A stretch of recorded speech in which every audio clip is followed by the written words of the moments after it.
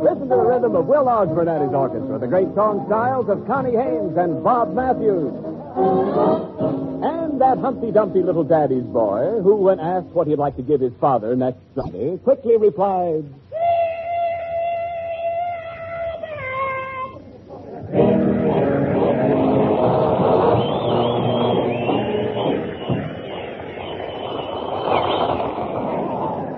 Costello, you Come on, lady.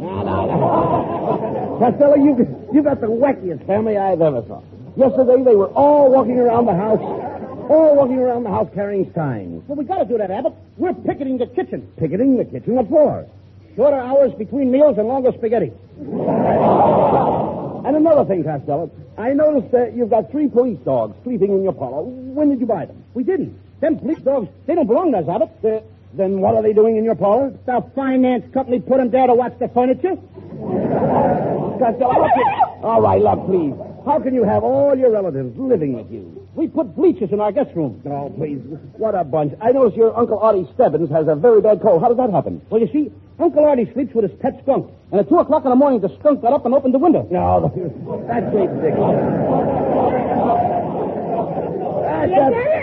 Yes, I get it. That's ridiculous. Tell me, Costello. Will you listen to me, please? Is your Uncle Mike still living with you? I beg your pardon? Is your Uncle Mike still living with you? Oh, my Uncle Mike. You know, I was lost for a second. Well, you should. Yeah, sure. Yeah, he's very helpful around the house. He is? Last week, he connected the radio up to the washing machine. What good is that? Now, every time my mother washes Pop's red flannels, Frank Sinatra sings, Super Sad, lots of more Super Sad. Yeah. All right. Will you please? What's the matter with you? Super Sad? Yeah, you said that. We get a taste of Super Sad. All right, we'll get it, but that's not the point. Your father should ask him to move. Oh, he will when he finds out that Uncle Mike hung the shower curtains in the living room. He hung the shower curtains in the living room? What happened? What happened? Well, my Aunt May went to take a bath. She slipped off her bathrobe, grabbed the soap, pulled back the shower curtains, and stepped right out on the front porch. And she sang, Super Sad! Look, Costello, what became of your cousin, Tilly? Doesn't she live at your house anymore? Oh, no, we had to get rid of Tilly, Abbott. She was ruining our front hall. Tilly was ruining your front hall? Yeah, she's so bow-legged, she scraped all the paper off the walls. Tell me, Costello, how did your cousin Tilly get so bow-legged? That was caused by the trip she took coming from Patterson to Hollywood. Oh, no. How could Tilly's trip from New Jersey to California make her bow-legged? She hitchhiked the ride on a oil truck. Costello, why did your family ever come to California in the first place? Well, my Uncle Mike came out here to sell his invention. He invented magnetized cheese for catching rats. Magnetized cheese for catching rats? Yes. And this cheese is so powerful that any rat will stick to it like glue. Well, why doesn't your Uncle Mike sell it? He can't get it out of his hand. Oh, that's preposterous.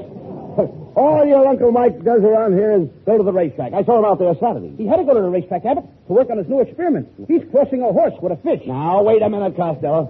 That's impossible. Nobody can cross a horse with a fish. Well, I heard him tell my Aunt May that he put a fin on a horse's nose. Look.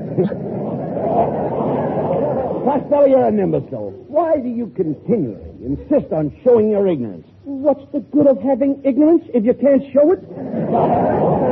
You are even dumber than your Uncle Mike. Why did your Aunt May ever marry him? She married Uncle Mike because she reminded her of her first 7 husbands. Your Aunt May had 7 husbands, and they were all like your Uncle Mike? What a gamble she took with love. Yeah, she finally hit the jackpot. Costello, I sympathize with your father, living with that bunch of parasites. What did you say? I said your relatives are parasites. That's a lie. They are not parasites. They're Americans just like you and me. Oh, Costello, why don't you do something to make your father happy? Look, why don't you go out and get a job? Oh, I couldn't do that, Abbott, because I promised my mother I would never hurt anybody's feelings. Your getting a job couldn't hurt anybody's feelings? It could hurt mine. Besides, I tried to get a job in the Air Force as a bombardier, but they turned me down. Yeah, I don't believe that. Okay, I'll read you this letter they sent me. Here it says, right here. Dear Lou Costello, we cannot use you in the Air Force as a bombardier. The general listened to your program last Thursday night, and he said Costello may be all right on the radio, but how do we know he can raise those eggs from 10,000 feet? Ah, get him out of there. Get him out.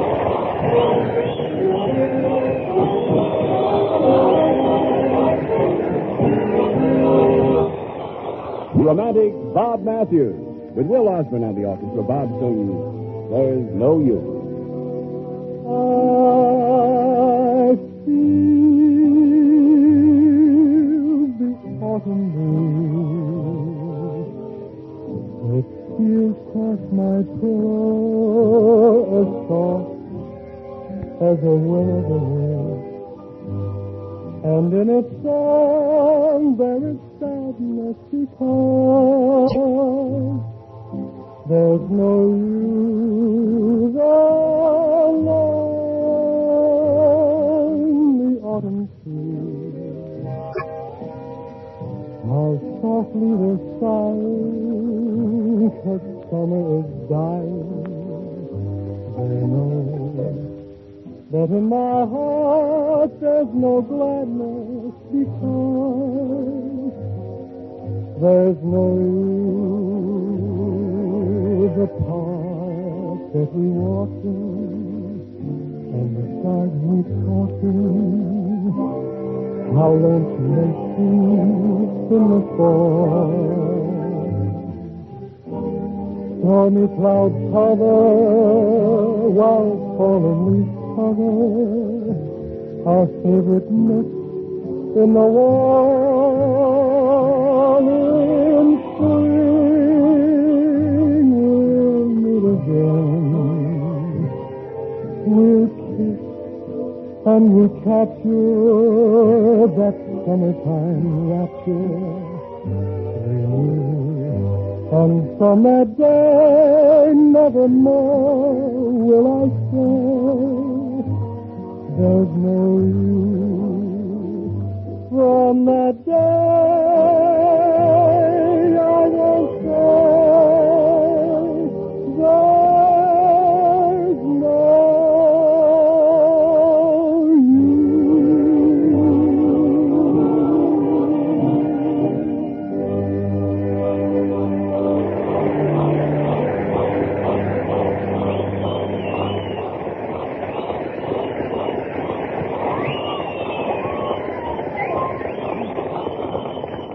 Well, Costello, there's a taxi. Call him. Call a taxi? Yeah, call him. Oh, taxi! Taxi! Hey, Tabby, are you engaged? No, but I'm going steady. Okay. Hop in. I'll take you down to the department store so you can get a present for your father. How did you know we were going there? I got a script, too.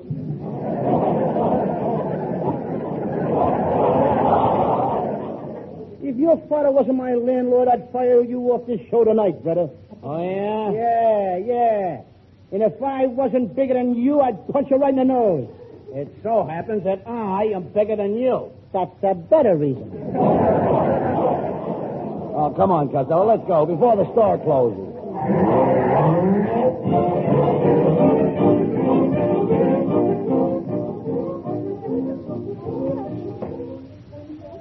My goodness, Costello, this department store is certainly crowded. Oh, this is nothing. You should have been here with me Saturday. They had a sale on men's trousers. What a mob. How them women were grabbing the stuff. One little short woman in back of me kept hollering, I gotta get some trousers for my husband. I gotta get some trousers for my husband. Did she get them? She must have. I went home without my pants. I beg your pardon, Saturday boy. Aren't you Lou Costello? Yeah, that's me. Well, I've been following you all around this store. I got a very important message for you. It's a special delivery. Special delivery? No, a telegram.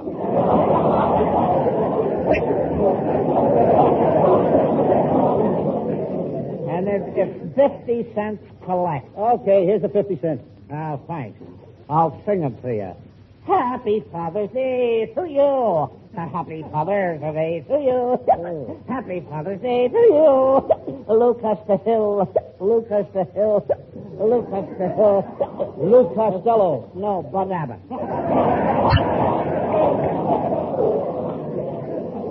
Look, will you, who sent that telegram? I did. You did. Well, in the first place, this isn't Father's Day. And in the second place, you don't even know me. That's right. But can you think of a better way to make a half a buck? Oh, so long, you chubby little rascal.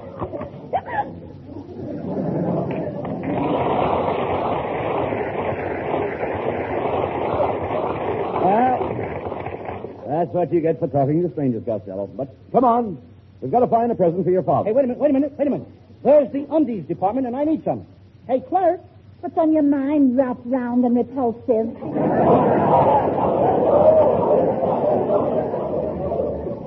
I'd like to see some underwear that would fit me. Who wouldn't? They got funnier lines than me. For your information, Chubby, this is the ladies' lingerie department, and I am a Model C. A Model C? You look more like a Model T.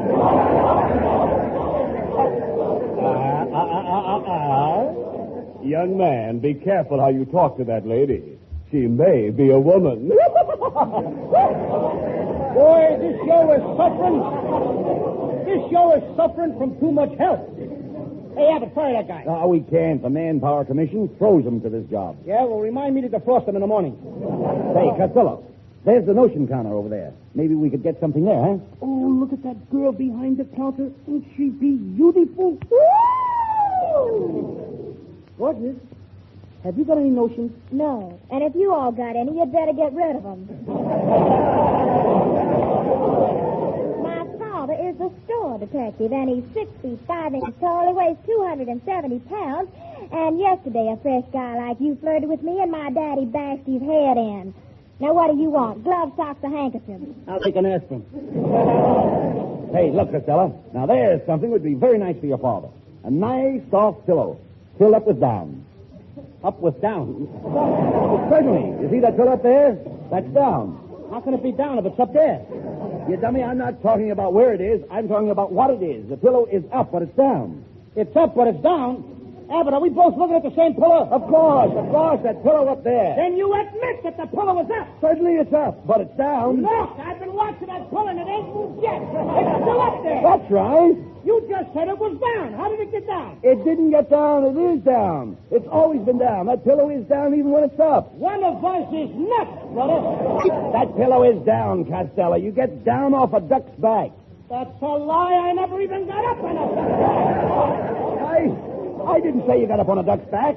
I said you get down off a duck's back. How can I get down off a duck if I never got on a duck? Please. You don't get off a duck's back if you don't get on it. Yeah, now listen, you dummy. When I say the pillow is down, I don't mean down like in the direction down. I mean down like the kind of down you get when you get down off a duck's back. And that kind of down can be up or down, and it's still down. Oh, when you say the pillow was down, you don't mean down like the direction down. You mean down like the kind of down you get when you get down off a duck's back, and that kind of down can be up or down, and it's still down. Now you've got it. Now I got it. I don't even know what I'm talking about. Get him out of here.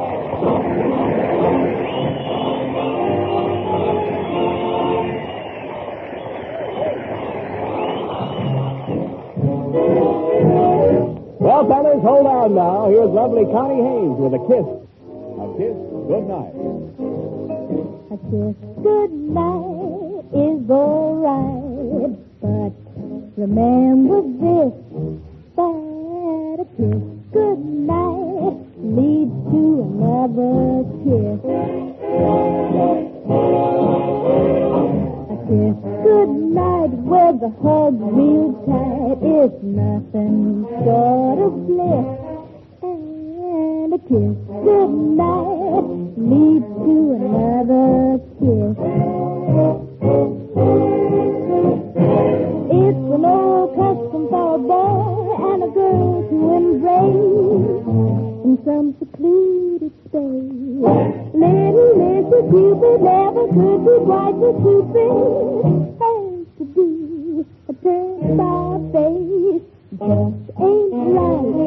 Kiss good night and a 3 or 4. 'Cause a kiss good night leads to a dozen or more. Kiss me once, kiss me twice. Oh, baby, how you kiss me so nice. I have a suggestion. Please kiss me again. It's an old custom for a boy and a girl to embrace in some secluded space. Little Mr. Cupid never could be quite so stupid as to do a turn-by face.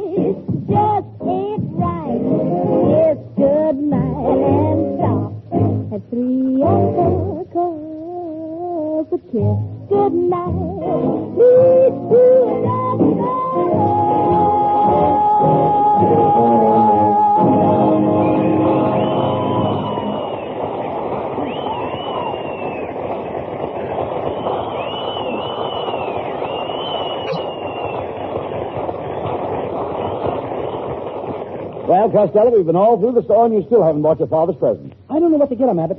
Every time I get him a present, he loses it. Last year, I bought him a watch. He lost it. You bought him a watch, and he lost it? Yeah. How did he lose it? He couldn't keep up the payments. Talk sense, Costello. Look. Hey, there's your Aunt Eva in the sporting goods department. Now, I wonder what she's shopping for. Oh, she's going to buy my Uncle Tom a shotgun. Did your Uncle Tom tell her what kind of a shotgun to get? No. He don't even know she's going to shoot him. And Eva's very mean to your Uncle Tom. She is not. 2 years ago, she made him a sponge cake. A sponge cake? Yep. He still uses it every time he takes a bath. Well, now, that's silly, Costello. Look, why don't you get your father a book or a game, something to amuse himself I couldn't do that, Abbott. Last Christmas, I got him an electric train to play with, and he had a terrible accident. Oh, now, come. How could your father have an accident with a toy train? He was running it in the living room, and when the train went by, he thought he saw an empty seat, and he jumped for it. All right. He thought he saw an empty seat, and he jumped for it. You said that. Well, I got a bigger laugh the second time. Well, all right. Say it again, then. I don't care. He thought he saw an empty seat, and he jumped for it. All right, look. You know seats are tough to get. Yeah, all right, look. Wait a minute. I got an idea. Why don't you get him something to wear? How about a full dress suit? Oh, you know my father ain't a fancy dresser. Well, your mother should make him dress up. Dress up? Why, my mother has to sprinkle tacks around the house to get him to wear shoes. Costello, there must be something that your father needs. I got it. I know exactly what you need. What is it? I'll get him a vest with rubber pockets. What does your father need a vest with rubber pockets for? Because when he eats out, he always likes to take home the wet tea bags.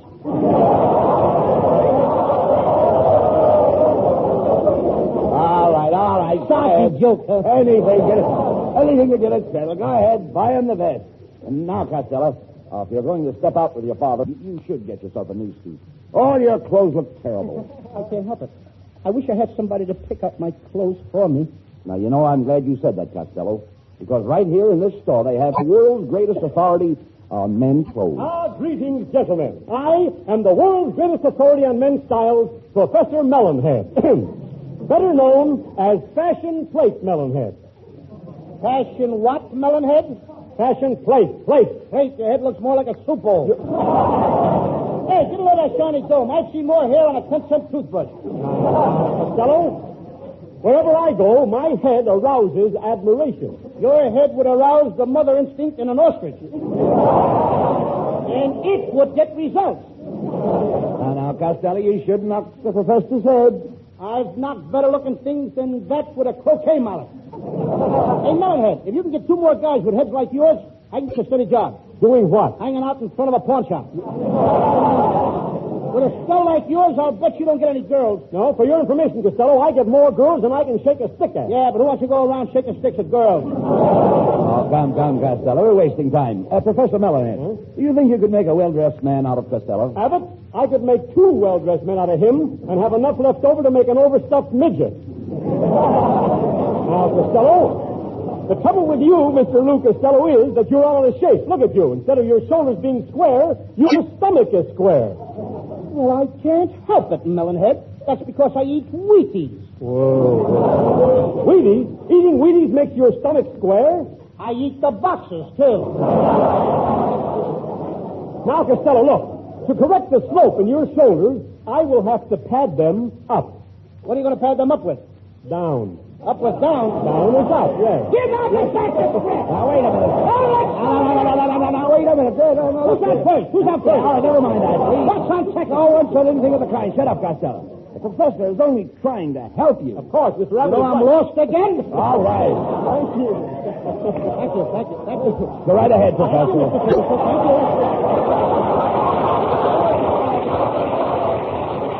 Go right ahead, Professor. All right. All right. Who talks? I do. Mr. Abbott is right. My turn. Mr. Abbott is right, Costello. You look like an embryonic wharf rat. Now, look, what's the idea of wearing... Fine place to find my part on wharf. Gotta find it on wharf rat. Look how you're dressed. What's the idea of wearing that locket around your neck? You shouldn't have mentioned that, Melonhead. No? I wear this locket as a remembrance to my old girlfriend. Poor Ruby. In here is a lock of her hair. Oh, I'm sorry. Is Ruby gone? Nope. but her hair is. Why, you irritating imbecile, if I were your father, I'd give you a Mickey. Melonhead, if you was my father, I'd take it. Come, Professor. All this is not getting Costello dressed up now. You're right, Abbott. Costello, how about your clothes? You have flannel? Yes. You have gabardine? Yes. You have twills? What? I said, do you have twills? Only when I go out with girls. Good. All right. Now, Costello, I will repair your entire sartorial ensemble. First, I will put a zipper on your seersucker. I'll cut the frayed edges off your cashmere. I will twist your tweed, shorten your shape. I'll take a sharp needle, put a few stitches in your worsted, and then I will run a hot iron over your herringbone. You wouldn't dare. You haven't got the nerve. Tut, Costello. Don't tut me, Melonhead. This time you have gone too far. I didn't say nothing when you took me for a sucker with that zipper. I kept my mouth shut when you put twisted tweed in my Chevrolet. I didn't squeal when you took that sharp needle and put stitches in that innocent cashier. When you took that hot iron and deliberately burned that poor herring's bones, you not only impute on my good name, but you have cast aspersions on Hart Schaffner and Groucho Marx. Oh, get him out of here. You've been listening to the Abbott and Costello Show with Will Osborne and his orchestra, Ken Niles, and with songs by Bob Matthews and Connie Haynes. In the time that remains, we present music by Harry Sosnick and his orchestra, chorus, and piano soloist.